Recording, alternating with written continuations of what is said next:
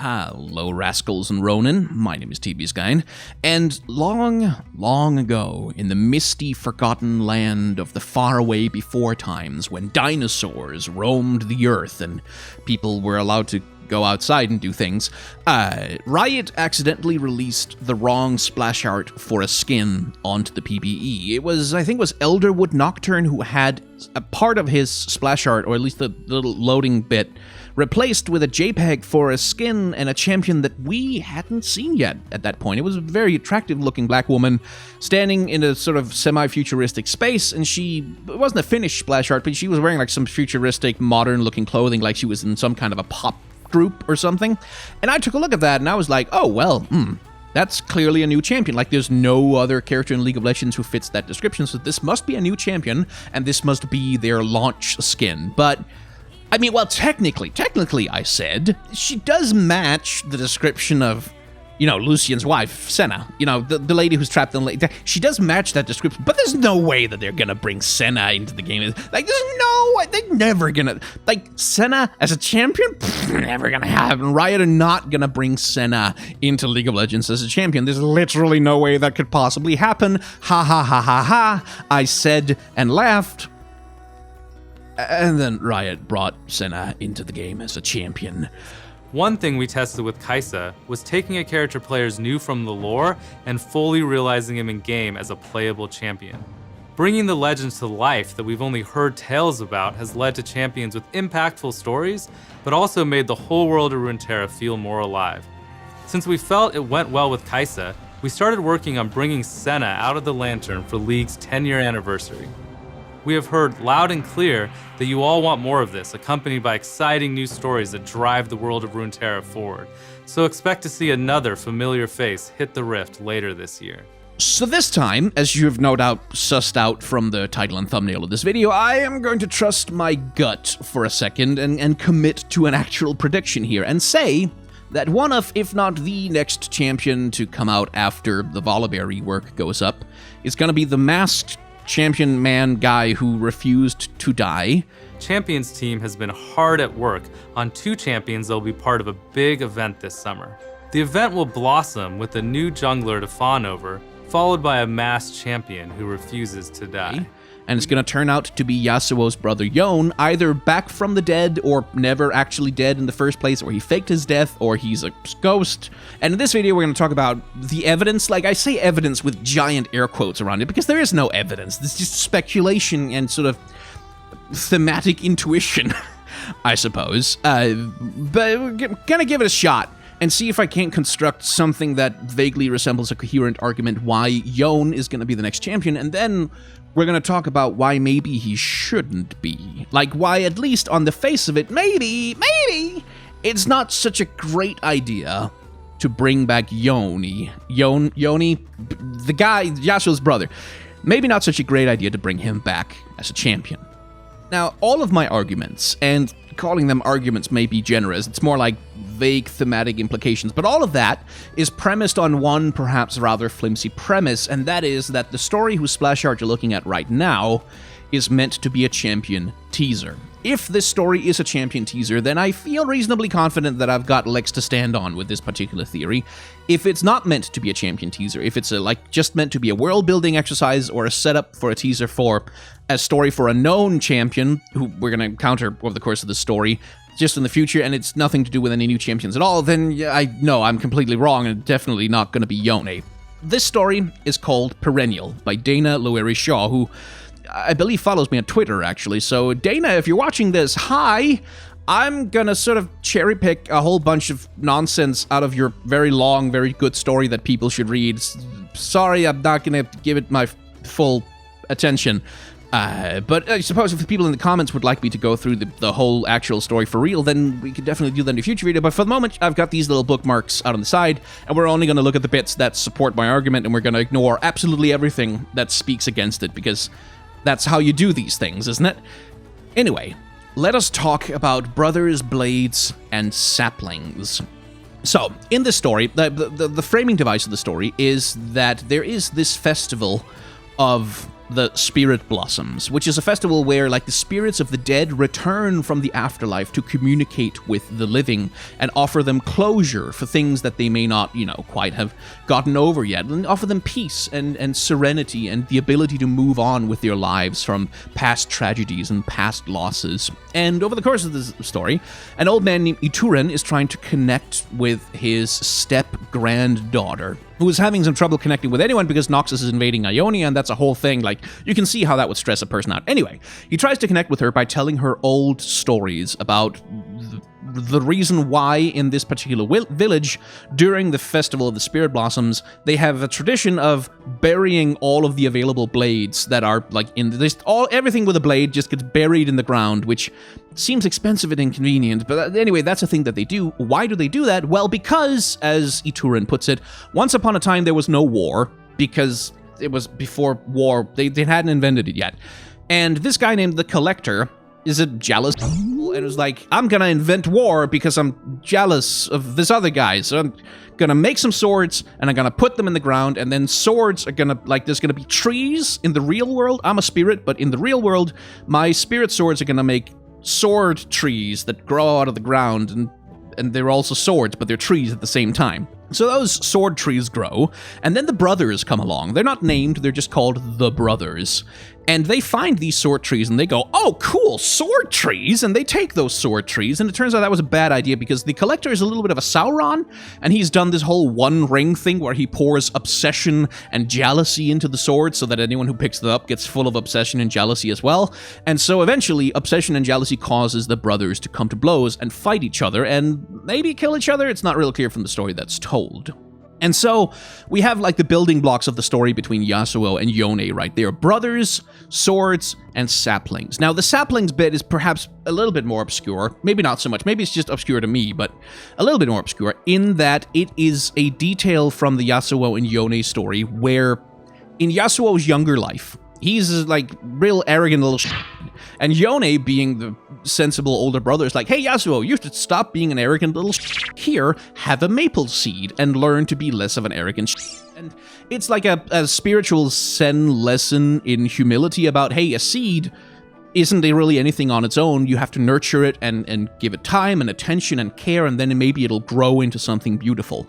And Yasuo, in time, will pass that seed on to Talia, who's his student, because he's learned the lesson of the seed. And, oh, okay, you give things attention, you pour effort and time into something, and you can turn even a plain seed into a beautiful thing, which is one of the things that motivates him to go back to Ionia and actually face the false charges of murder that caused him to attempt to kill his brother in the first place. The whole thing. Anyway, that's where the sapling bit comes in. So, like, that's the stuff I note is that you have the brothers who used to be very close, then they're turned against each other by ugly feelings and misunderstandings. And there's the whole swords thing, which is very much Yasuo and Yone, and then there's saplings, which ties into their whole thing about maple saplings and lessons in humility, etc.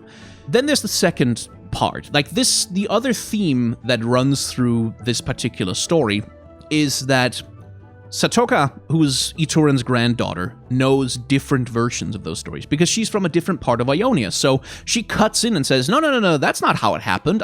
That story is completely different. There's nothing to do with any collector or whatever, and it's nothing to do with spirit, sword, saplings, things. No, the brothers melt down their father's sword after he dies, and then each one thinks the other one has the better blade, and that's why they get jealous.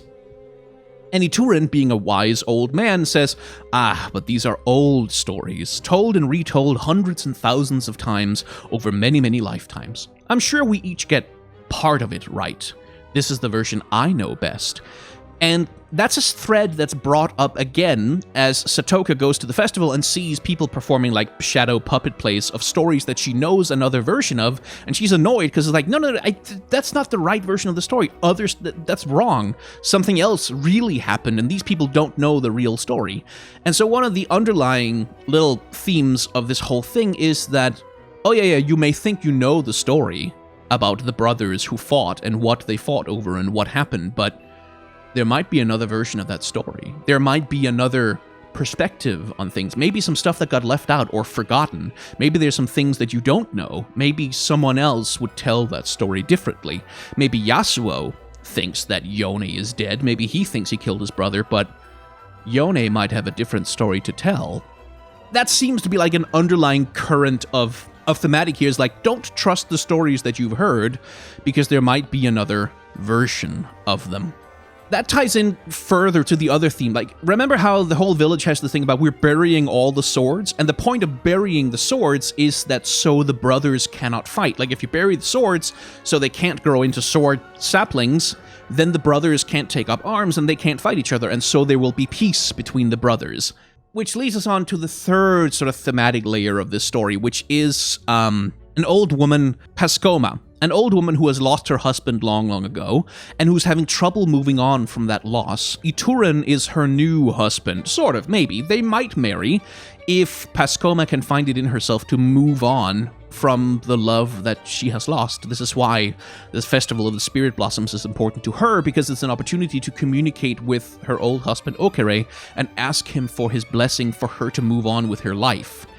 And that's very much the third core theme of this story, is this thing about letting go of the past and moving into the future. Letting go of, like, past sins, which is like Yasuo's whole deal, is that he's weighed down by past sins and struggling to escape them, struggling to make something of his life other than being just a wandering Ronin forever on the run from his past.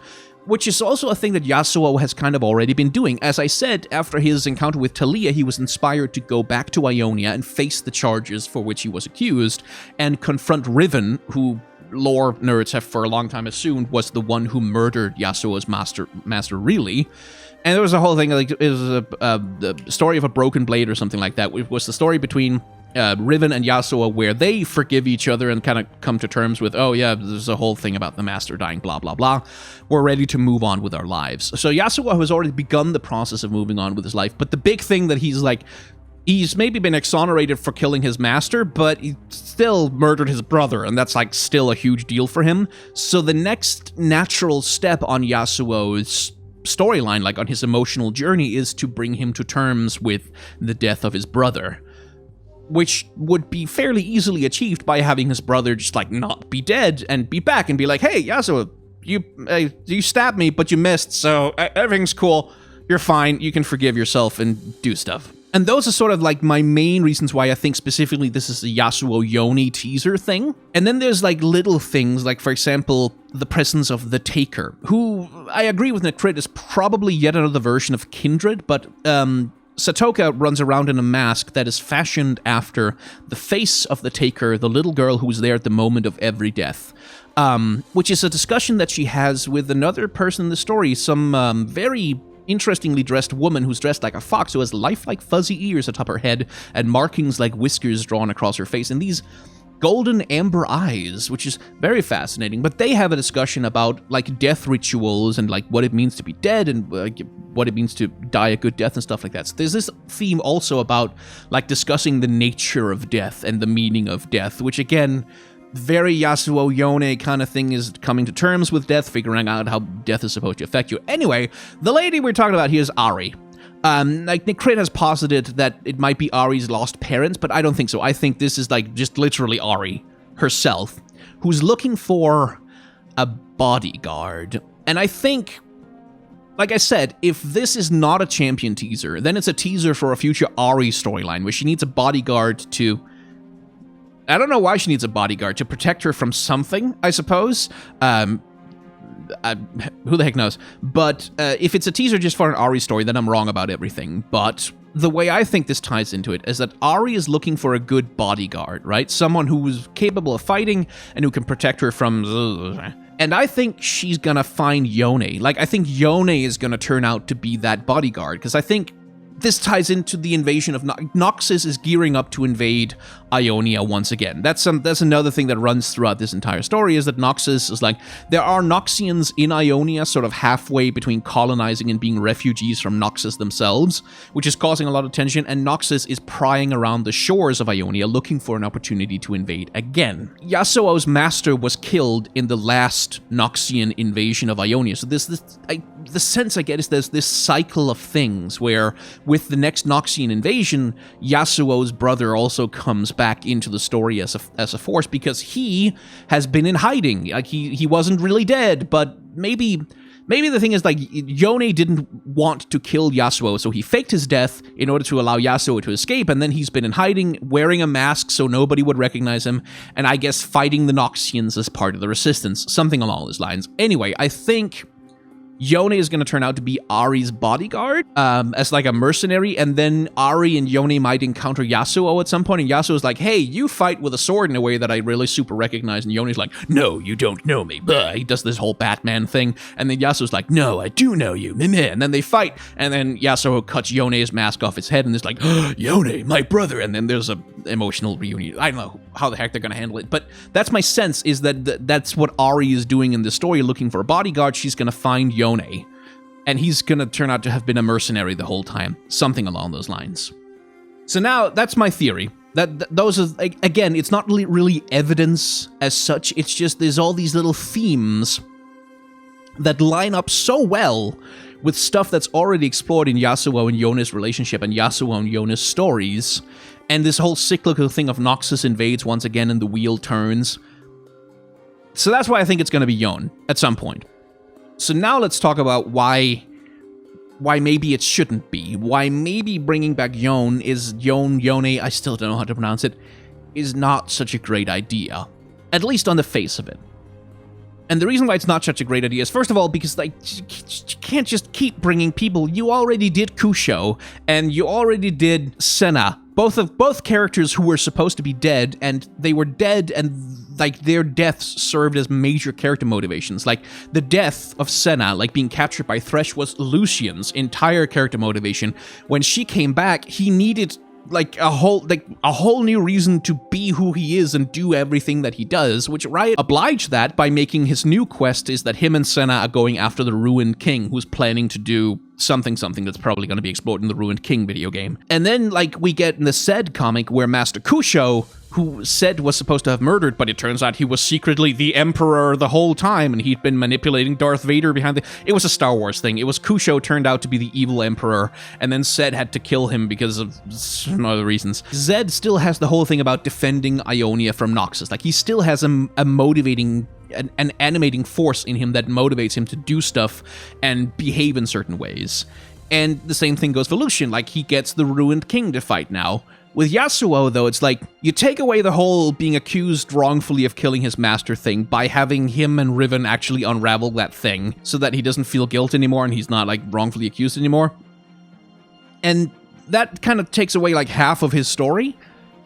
And then you go and take away the bit where he murdered his brother, which is like the whole reason why he's full of guilt and self-hate and on the run and having trouble connecting with people. The whole reason why he's a Ronin is because he killed his brother, which is like a trauma that you don't just get over. It's a huge part of his character and characterization. And so if you take away both the whole Riven maybe murdered his master, he needs to find her in order to clear his name thing, and then you take away the whole he murdered his brother thing, what's left of Yasuo as a character? Like, what's left of his motivations? What are his motivating, like, traumas, his wants, his needs? Who is he going to be with, like, when you've taken away all of his backstory, basically? Now, this is not an insurmountable problem. You can give him a new one, like they did with Lucian, who got the Ruined King to fight instead. That's fair enough. You can give him a new one. But it's also like, it was a good story. Like, it was a good, like, Yasuo was forced to do something absolutely terrible by circumstances beyond his control, and, like, partly caused by his own arrogance in abandoning his post. Like, there were consequences to his actions that then become driving forces in his characterization. He has to learn and grow and forgive himself for Yone's death, forgive himself for his mistakes, and grow past them and become a mentor to Talia and like a guardian of his homeland. But when you just kind of go, oh, no, wait, you didn't kill your brother, so where's his character growth? Like, instead of forcing him to overcome an issue, you just take the issue away. Yasuo is gonna need, like, a lot of new story. Like, a lot. Like, a lot. Because he needs an entire new driving motivation as a character, something that can keep him still being the champion that he is, The reason why Yasuo is a wandering Ronin is that he was wrongfully accused of killing Elder Zoma, and then he killed his brother while trying to escape from those charges. Having taken away both of those, you have to be able to answer why Yasuo doesn't just hang up his sword and become a farmer. Like, why does he keep wandering? What want or need or internal conflict drives him to continue that rather extreme behavior rather than, just go home? All of it, if Yone is the next champion, then all of it in the service of, another dude with swords? Yasuo 2. What is the important thing that Yone as a champion is going to bring to the table that is worth risking so much of Yasuo for? That's worth risking so much of who he is, what his characterization is like. That shit had better be worth it, Riot. Whatever you're planning, if you're bringing back Yone, it has to be for some damn good reasons. You better have some compelling lined up for him and Yasuo to do together as brothers. Because if you don't, then why even do it at all? Anyway, just to reiterate this at the end, this is all speculation. It's all based on the premise that the perennial story is supposed to be a champion teaser and not just a world-building exercise. And if I'm right about this, I want someone to go into the comments when it turns out that I'm right and say, hey, you were right. That's it. That's you don't even have to leave a like. I just want the comment saying you're right. I want the serotonin. And if I'm wrong, just ignore it and pretend it never happened. If you've enjoyed this weird, unstructured ramble from a person who's determined not to miss out on getting a prediction right for once, or wrong, terribly, terribly wrong, then hit the like, comment, and or subscribe buttons down below. I'd very much appreciate the numbers going up because of YouTube algorithm stuff. With numbers go up is good because make channel better, happy, something. I don't really know how it works, but number go up good. So if you want to help me out, that's a way to do it. If you want to help me out more directly than that, I have a Patreon, a merchandise store, and a tip jar. If you want to use any of those, I'd be very grateful for the help. And if not, that's completely okay as well. At the end of my videos, though, I do try to encourage people to, generally speaking, support content that they like directly with contributions of whatever size they can, whenever they can. And that's generally true all of the time, but especially in times like these with a worldwide pandemic going on, ad rates for websites and YouTubers are absolutely tanking. I know people who have lost as much as 50% of their ad revenue on YouTube. It hasn't hit me very well. I'm fine. I'm mostly okay. Don't worry about me. But for a lot of other people, these are kind of desperate times. So if you have an extra dollar, that extra dollar in a donation or as a Patreon pledge for a content creator whose work you enjoy can literally mean the same as thousands or tens of thousands of views on a video. It matters so much more than you think. So if there's online content that you enjoy, creators whose work you enjoy, please consider supporting them directly because it matters a great deal more than you think and much more than it feels like.